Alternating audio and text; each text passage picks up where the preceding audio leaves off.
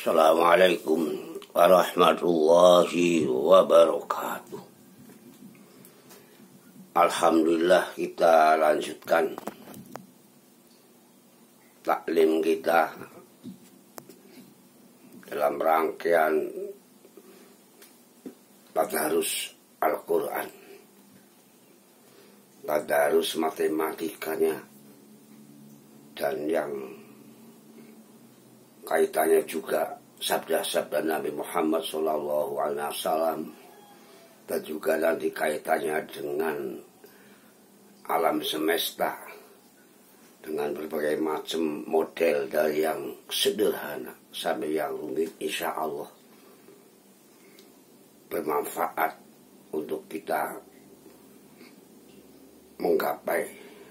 mendapatkan hasanah di dunia wal akhirah.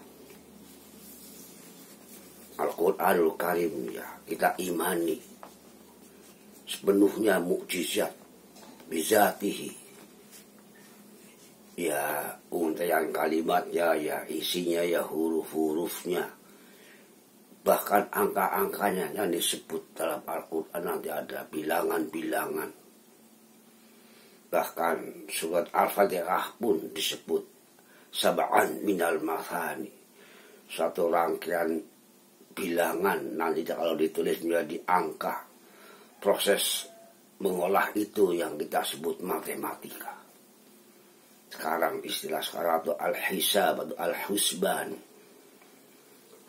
Jadi Al-Quran dan Al-Hadis bihusban, mungkin bisa pas makna itu yang diambil dari surat Ar-Rahman, Al-Samsu wal-Qamaru bihusban. Jadi Al-Quran wal-Hadis bihusban.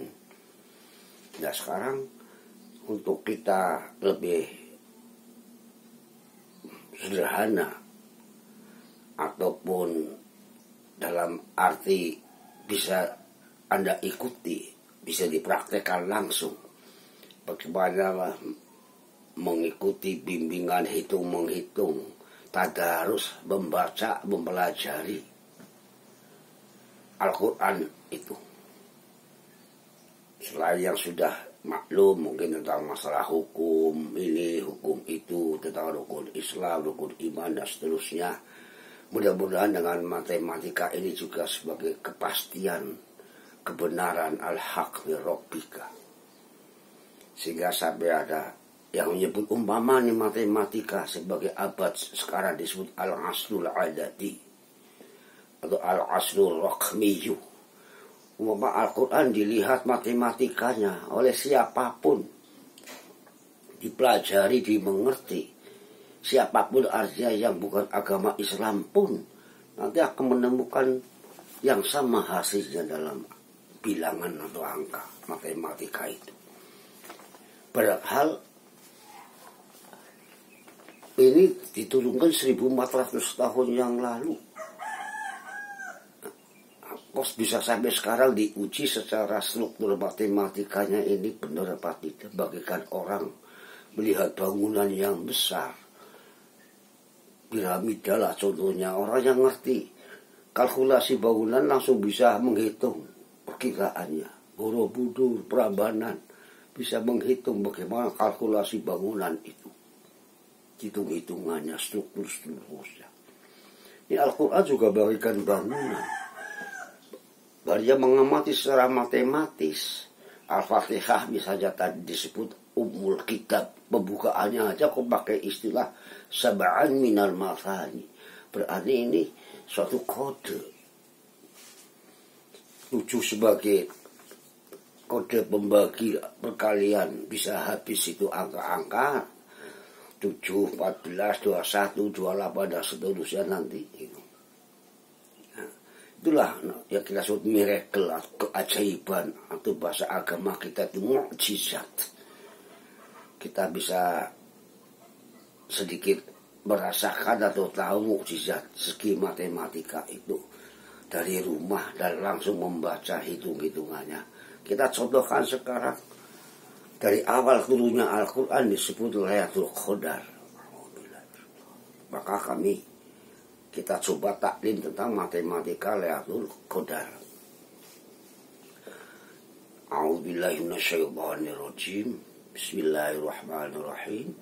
Inna anzalnahu fi Lailatul Qadri. Nah ini. Nanti secara matematika menghitungnya, nanti bagi orang ahli fisika energi menyebut terjemah Lailatul Qadar. Al-Qadar itu surat The Nights of Power. Malam yang penuh dengan energi kekuatan. Nanti bagi yang berkenaan dengan makhluk-makhluk gaib mungkin akan melihat malaikatnya, tanazzalul malaika. Insya Allah kami bisa menyambung sedikit tentang hal tersebut nanti, tentang malaikat, dewa dan teknologinya. Sekarang matematikanya itu Lailatul Qadar.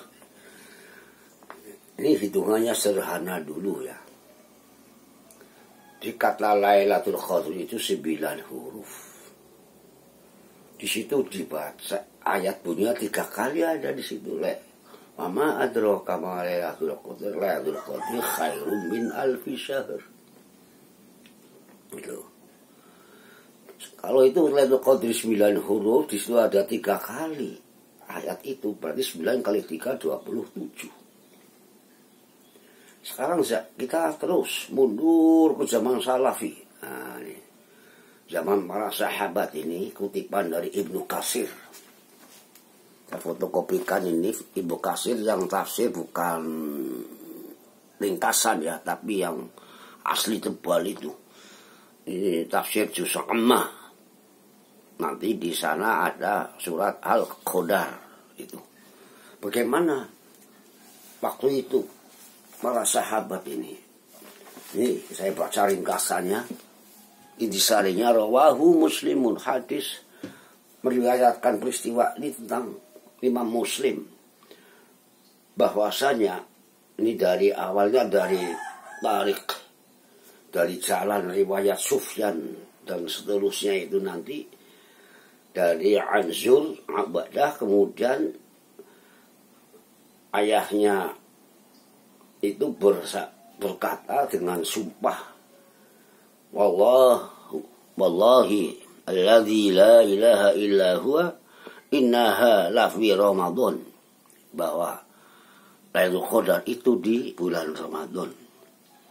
Kemudian juga menyebutkan di situ sumpah lagi, Wallahi ini a'lamu, saya tahu betul Lailatul Qadar itu hiya, yakni allati amarona Rasulullah sallallahu alaihi wasallam biqiyamiha, untuk qiyam salat malam dengan sungguh-sungguh di malam tanggal 27 nanti. Ya ini hiya lailat sab'in ma'ishrin, itulah pada malam 7 ditambah 20 berarti 27. Kemudian seterusnya Muawiyah juga meriwayatkan dari Rasulullah,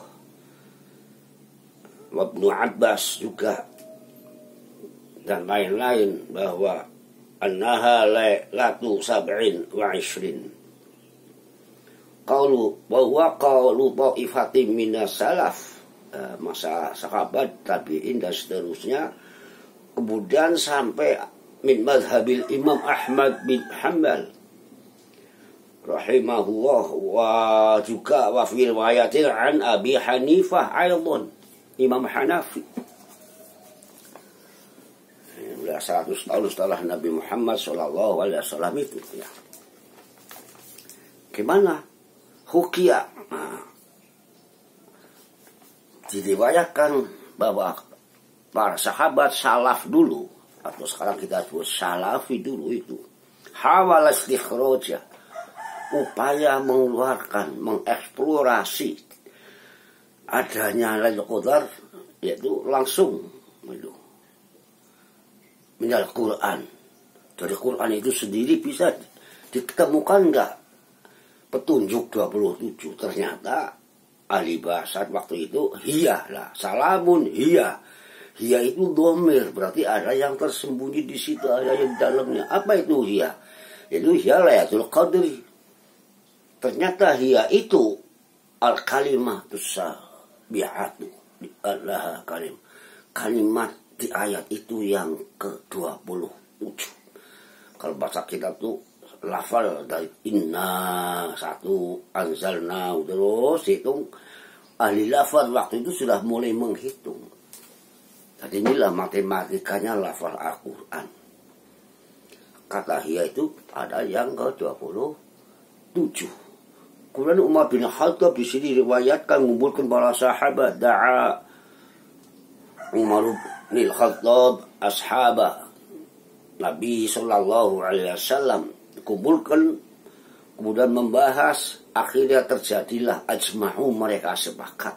Itu sepakat anaha fil asril awakhiri. Dan ini kodenya fil asril awakhiri, di 10 yang terakhir.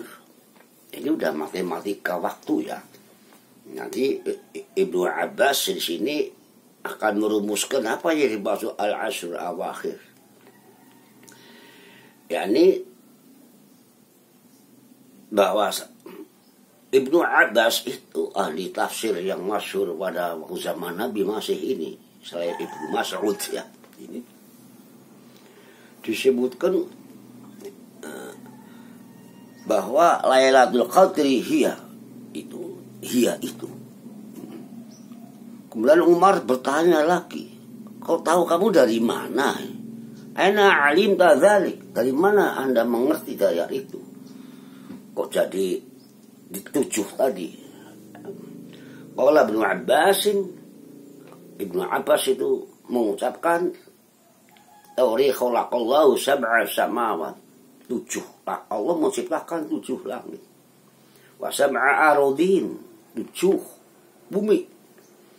Kemudian seminggu juga 7 sab'atu ayam, 7 hari. Kemudian juga diteruskan kita itu yasjudu, kita bersujud berdasarkan petunjuk Nabi ala sab'in, 7 anggota badan sama a'zumin. Tawaf juga bil baiti 7 seterusnya.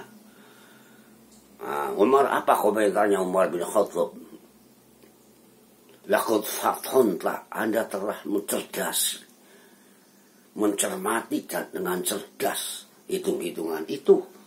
Diamri suatu hal yang mafatonna lahu, yang saya tidak mencerdasinya itu, mencermatinya sungguh-sungguh. Jadi kalau kesimpulan Ibnu Abbas ini, kalau dalam rumus hitung-hitungan, jadi al-asr awakhir adalah 20 plus 7. Nah nanti dari angka 7 inilah menjadi umul kitab, induk hitung-hitungan, menjadi patokan itu. Nah nanti ada para sahabat yang hitungnya huruf, qira'a harfan, sabda Rasul kafir pun mangqira'a harfan, huruf per huruf, perhatikan itu kan. Sehingga Ibnu Mas'ud ini, Ibnu Katsir juga di Muqaddimah membahas tentang menguraikan Bismillahirrahmanirrahim. Ibnu Mas'ud menyebutkan 19 huruf. Nah ini berarti tulisan di Al-Quran ini aja sudah keajaiban. Loh kok 19? Nah, sebab nulisnya itu bi langsung sin, langsung mim, bismi. Tidak bi ismi seperti nulis nanti lihat di Al-Quran. Iqra itu bi ismi tulisannya. Tapi kalau bismillah itu nggak pakai alif hamzah lagi. Jadi udah satu istimewa. Terus Ar-Rahman, kalau wazan tatanan sorof fa'lanun, mestinya Rahman setelah mim alif. Nah Ar-Rahman, tadi sudah 2 alif tidak ada di situ. Berarti jumlahnya kalau itu 2 huruf tadi masuk 21, tapi Ibnu Mas'ud nyebut 29. Ya Pak? 19 huruf bukan 29. 21 dikurangi 2, 19. Unik karena di para ahli penyelidik matematika Al-Quran 19 ini juga mengacu kepada Ibnu Mas'ud tadi kaya dengan malaikat Zabaniyah. Zabaniyah jumlahnya 19. Itu penjaga neraka. Patroli Zabun. Nah, Zabun. Nah, nanti di surat Al-Mudaththir ayat 30-31 nanti di sana ada nyebut alaiha tis'ata asyar. Nah, masalah 19 inilah nanti dari bismillah hurufnya 19. Kemudian nanti ada ayat Mudaththir. Maka nanti ada kode menghitung Al-Quran ini dengan kode 19 untuk memecahkan, sedikit memahami apa itu kok alif lam mim nun anak qaf anak yasin dan seterusnya dengan kode 19. Ada juga yang pakai kode 7 nanti, kode demolinator. Jadi angka pembagi juga perkalian pokok. Ini tadi yang telah kami utarakan di depan. Maka kita membaca huruf berhuruf, tadarus kita, dalam arti bukan sekedar baca membaca. Ternyata kata tadarus juga mengandung pengertian darosa, mempelajari. Maka nama pelajaran sekolah Arab dulu nyebutkan sekolah Arab itu Ad-Darsul Awalu. Bulan Rasul kedua yang masyhur kita sebut Nabi Idris, yang para ahli sejarah menyebutkan beliau itu adalah yang mempelajari alam semesta, astronomi dan sebagainya, termasuk menghitung. Idris juga berarti menekuni pelajaran yang dari warisan mbah nenek moyangnya, yakni Adam alaihi salam, yang Adam sendiri diberi bekal himpunan ilmu alama Adam al-asma'a kullaha. Nah, itu nanti mulai dirumus, dijabarkan inilah sekarang oleh Idris alaihi salam dan seterusnya. Itulah gambaran matematikanya kaya dengan ilmu pengetahuan dan ijaz, al-ijazul adadi, kemujizatan hitung-menghitung. Di Al-Quran juga sabda-sabda Nabi juga sering menyebut bahwa angka-angka atau bilangan khamsu sholawatin, ada sab'un, ada as-sab'ul mubiqat, berbagai macam hitungan lain. Tapi nanti sinkron enggak dengan ini. Kemudian bilangan-bilangan di Al-Quran kaitan dengan alam semesta. Nanti dalam tauriyah selain pakai angka-angka bilangan-bilangan tersebut juga menggunakan sistem konkordansi leksikal. Cara orang Jawa jumbuh apa yang disebutkan oleh Al-Quran, apa cocok dengan alam semesta ini adanya. Tentang langit 7, tentang samudra, tentang daratan, gunung, dan sebagainya, macam-macam soal binatang. Itu dalam ini mudah-mudahan bisa kami sampaikan tentang kembar angka di Al-Quran, ada dunia dan akhirat kok sama jumlahnya 115 misalnya, ada maut dan hayat, mati dan itu semua jumlahnya kok sama nyebut itu. Itulah gambaran, mudah-mudahan lebih mantap kita beriman, resapan jiwa dan fikrah pemikiran untuk muamalat lebih berkemajuan. Barakallah. 17 menit ini kami sampaikan Marwan Marghani channel. Assalamualaikum warahmatullahi wabarakatuh. Wallahu a'lam bishawab.